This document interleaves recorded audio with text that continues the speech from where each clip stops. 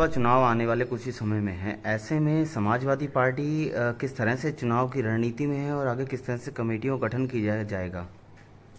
देखिए, समाजवादी पार्टी उत्तराखंड में गांव-गांव समाजवादी नीतियों को पहुंचाने का काम कर रही है। उस काम को जो आदरणीय नेताजी ने रास्ता दिखाया है, हम लोग को डॉक्टर लोहिया जी ने रास्ता दिखाया है, उस काम को आदरणीय राष्ट्रीय अध्यक्ष अखिलेश यादव जी के आह्वान पर, निर्देश पे समाजवादी पार्टी विशेषकर नौजवान उत्तराखंड के गांव-गांव जोड़ने का काम कर रहे हैं। अभी आपने देखा होगा भाजपुर में 20 गांव के किसानों की जमीन की खुली लूट चल रही है उत्तराखंड में।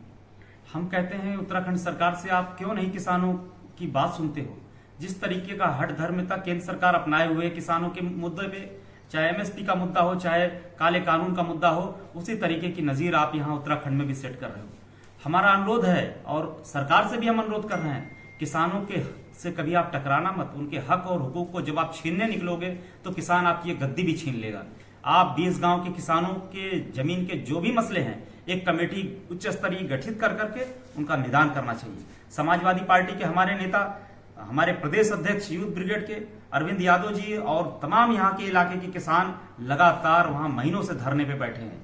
लेकिन शर्म की बात है ये कि किसानों की जमीन लूटने वाली सरकार, प्रोटेस्ट को भी इनको कोई फर्क नहीं पड़ता आज। तो लोकतंत्र में ये अच्छे साइन नहीं है।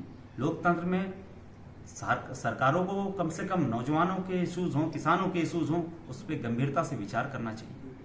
तो आने वाले दिनों में भी समाजवादी पार्टी किसानों की का मुद्दा हो, इस 20 गांव का हो या पूरे उत्तराखंड का हो, नौजवानों का कोई मुद्दा होगा तो समाजवादी पार्टी चुप नहीं बैठेगी। समाजवादी पार्टी प्रबल तरीके से, लोकतांत्रिक तरीके से उसका विरोध दर्ज करने का काम करेगी।